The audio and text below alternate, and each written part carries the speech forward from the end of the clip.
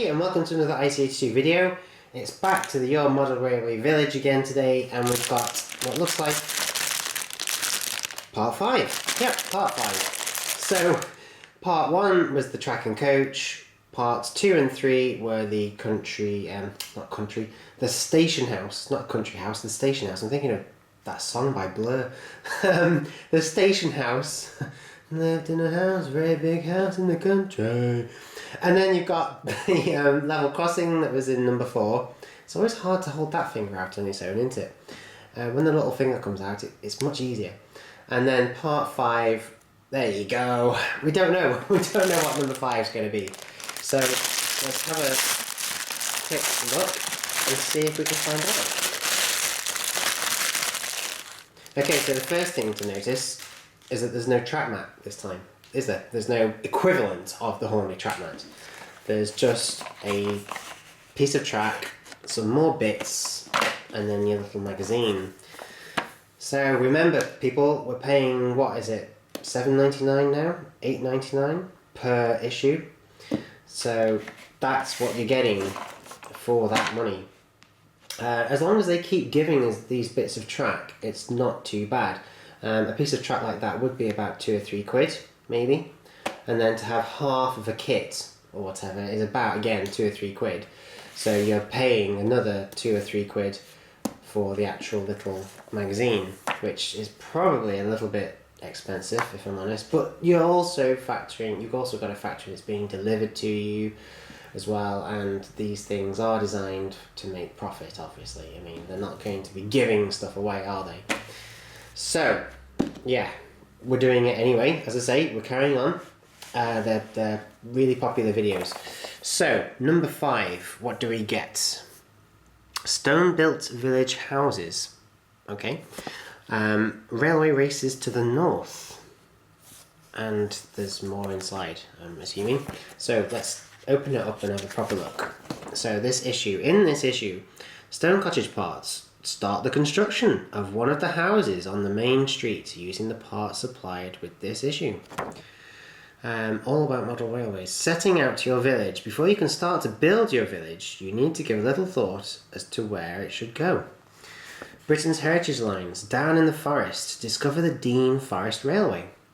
Again, something from down south.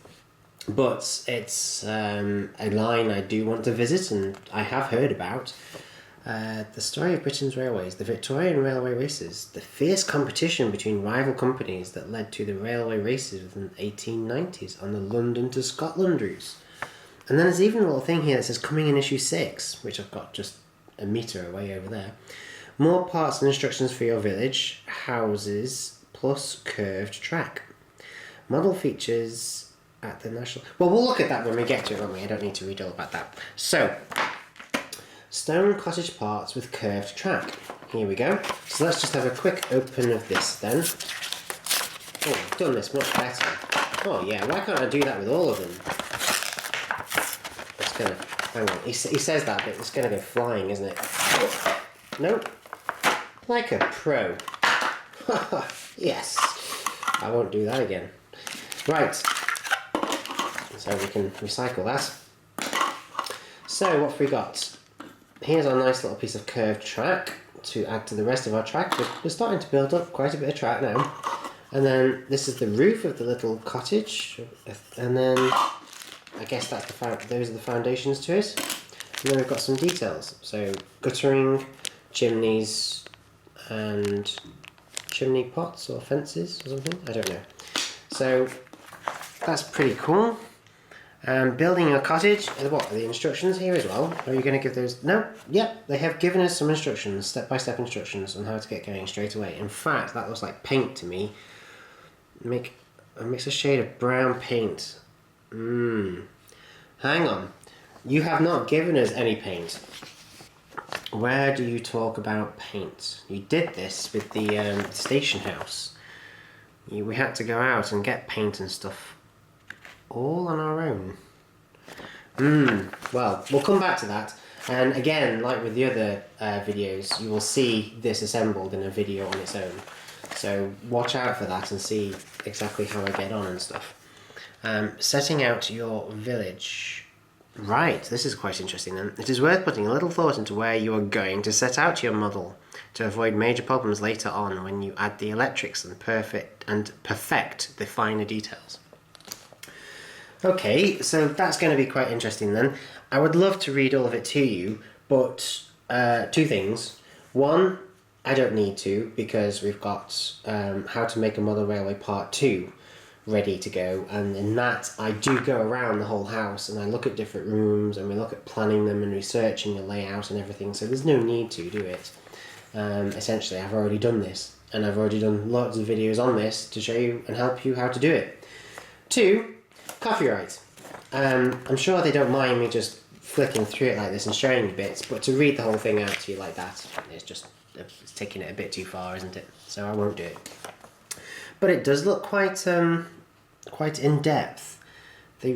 What are they going into? They're going into when our layout was designed, we took into account the radius of the tracks that were available to ensure smooth running of a locomotive in the carriage that you received with issue 1. We have used standard radius tracks or wider, but bear in mind that however careful you are, there may be derailments. This means that you must ensure that you easily can get at every inch of track, including the track that runs inside the tunnel.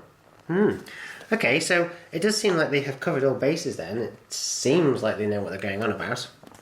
Is that the track plan? Radius specification for curved track. Is that the track plan? Yeah, I assume so. I don't know. It's hard to tell. And there's a little thing on the specifications of the actual radius, the radii of the curves that are used. How bizarre. Really, really intriguing. A giant layout for enthusiasts. Wow. Oh, is that the... Yes, okay, this is the famous one, isn't it, in Germany? The Miniatur Wunderland, yeah. Whereabouts in Germany is it again? Oh, Hamburg. Right, Hamburg. Oh, I go to Germany next week for 5 days, and I'm going to Berlin and Leipzig. I'm going to Leipzig on the ice train, so that'll be very cool. Watch out for the footage of that when I get back. But I'm not going to Hamburg, unfortunately. I think that's quite far away. Well, from Berlin anyway. But yes, definitely worth going to. It's a shame we haven't really got anything equivalent in Britain. Not yet. Maybe I should do it. Let me know what you think. Down in the forest. So here we have the little article on the Forest of Dean Railway. Wow, Gloucestershire. Beautiful, beautiful part of the country. So that looks like it's going to be worth a visit. I'll enjoy reading all about that. Oh, there's an austerity locomotive there. Is it an 060? No, it's not. It's an 040. It's not an austerity then. It's, what is it? Awaiting restoration. This Peckett saddle tank, Uskmouth number 1, served in industrial service at Uskmouth generating station before being preserved. Huh, cool. I'd never even heard of that before. So that's quite good. Yes, as I say, yes, I enjoy reading about that. It looks like it's quite cool, and I can't wait to go visit it in real life, especially if they've got a DMU. What is that? Is that a class 101? Or is it looks like a bit like a Derby lightweight, doesn't it? Passengers alighting from diesel locomotive 2P06 on the Dean Forest Railway, Gloucestershire. Further examples of deal. Right. Along with steam engines, Norchard also provides a haven for early examples of DMUs. I wonder what DMU is. I love the speed whiskers though. Very, very cool. So, that's the little thing on the Forest of Dean Railway. And then something to do with the Victorian railway races. Wow. Look at that. Is that a single... It is, isn't it? It's like the Caledonian Railway, the massive single-wheeler type locomotives. I don't have a very good example myself, do I? But I do know that there are better examples out there. So again, this is going to be quite interesting because the West Coast did compete with the East Coast quite fiercely, didn't it? Oh, and there we go. It wants to fall apart again. That's fine. So that's going to be quite interesting to read. I must admit, I do find them very easy to read. I have to make a comment on that. They are very, very easy to read because they're all broken up into these nice little bits. You can just read little bits and then go get dinner on or watch something on telly and then come back to it later and read a bit more. It's really light and really easy to read. It's not like having a massive thick book that, well, let's be honest, very few of us would even start, never mind get anywhere into. So it is a great way of learning about things and just nice little bits. Whether it's worth the money, I don't know. As I say, we've worked out that you're paying about 2 or 3 quid for a piece of track, 2 or 3 quid for parts of a kit, and then 2 or 3 quid for the actual little magazine here. And whether it's worth that or not, I don't know. You would have to be the judge of that yourself. But it is fun, it is enjoyable, and I am learning. So we'll keep going, and well, we're going to keep going anyway. Oh, sorry, that's my phone again. So popular. So we will see what it's like at the end, and well, we'll be able to tell whether it's worth the money or not then. But I am enjoying it, and that's important. I did want to point that out, that I do find it enjoyable. People, leave me alone. So that's part 5 done, and we're going to start building a little country cottage. I'm not going to ask whether you want to see me build it. I assume you're going to want to see me do that. So I will start doing that, and then I'll, again, like with the others, I'll put it into a little video of its own, and you'll see me build the country cottage. Thanks for watching.